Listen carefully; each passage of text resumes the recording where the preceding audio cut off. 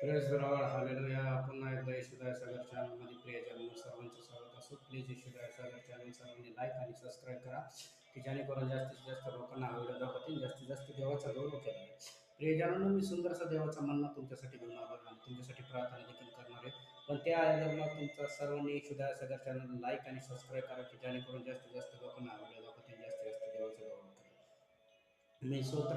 मी यवान शुभवर्तमान याचा 14वा अध्याय आणि त्यातलं 12 वचन तुमच्यासाठी घेऊन आलं. देवाचा सुंदरसा म्हणणं आहे बघा.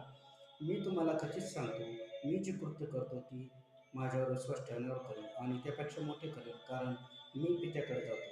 पुत्राचा पित्या ठाई गौरव होऊन जे काही तुम्ही मागाल माझ्या नावाने मागाल ते मी करेन. तुम्ही माझ्या नावाने पित्याजवळ काही मागाल ते मी करेन. मी तुम्हाला खचित सांगतो, कारण की प्रभू येशू सांगतो, तुम्हाला जे काही पाहिजे असेल तुम्हाला प्रभू येशूच्या नावात स्वर्गीय पित्याकडे मागावं. जे काही पाहिजे असेल प्रभू येशूच्या नावाने मागणं म्हणजे प्रभू येशूसारखं होणं. ज्यावेळेस प्रियजनांनो तुम्ही प्रभू येशूसारखं होता, प्रभू येशू कसा होता? नम्र. प्रभू येशू कसा होता? शांत. प्रभू येशू कसा होता? प्रार्थना करणार. प्रभू येशू कसा होता? देवाचा गौरव करणार. प्रभू येशू कसा होता? देवाचं राज्य वाढवणार. प्रभू येशू कसा होता? प्रभू येशू जिकडे जाईल तिकडे चिन्ह चमत्कार करणार.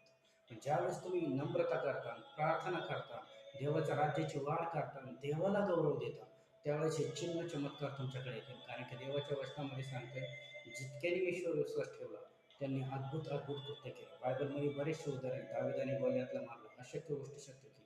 दानियल सिंहाच्या तोंडातून धुळेतून बाहेर आला, अशक्य गोष्टी शक्य झाली.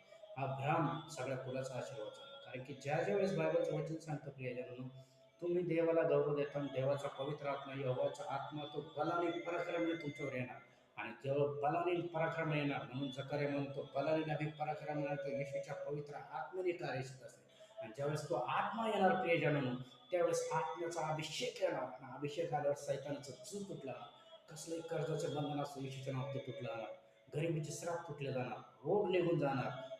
दरिद्रपण निघून जाणार. येशूचं नवीन जीवन येणार. येशूचा आत्मा येणार. तुम्ही प्रार्थना करणार, देवाला गौरव देणार, देवाच्या राज्याची वाढ करणार आणि तुमच्यासाठी देव उंच जाईल.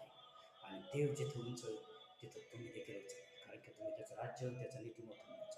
मी प्रार्थना करतो, पवित्र देवा ईश्वराच्या जेवढे ऑनलाईन लेकर बघितले प्रत्येकाला स्पर्श कर. येशू तुला बसलेल्या प्रत्येक फटक्याच्या ओळख त्यांच्या रिसीव्ह करतो. कॅन्सर निघ, टीबी निघ, HIV, थायरॉइड निघ, ब्लड प्रेशर, शुगरचे आत्मा निघ. जे टेन्शनमध्ये त्यांना टेन्शन फ्री जीवन मी रिसीव्ह करतो. ज्या बहिणीला लेकरून त्याला लेकराचा आशीर्वाद करतो. ज्याला घर नाही त्याला घराचा आशीर्वाद, 2 व्हीलर 3 व्हीलर 4 व्हीलर गाड्याचा आशीर्वाद करतो. ज्यांच्यात नोकरी पडतील नोकरी पडती करतो. येशूच्या नावात प्रत्येकाला मी अब्रामाचे आशीर्वाद. जेवढं ऑनलाईन लेकर बघतो प्रत्येकाला ब्लेस करतो आणि तुझ्या राज्यात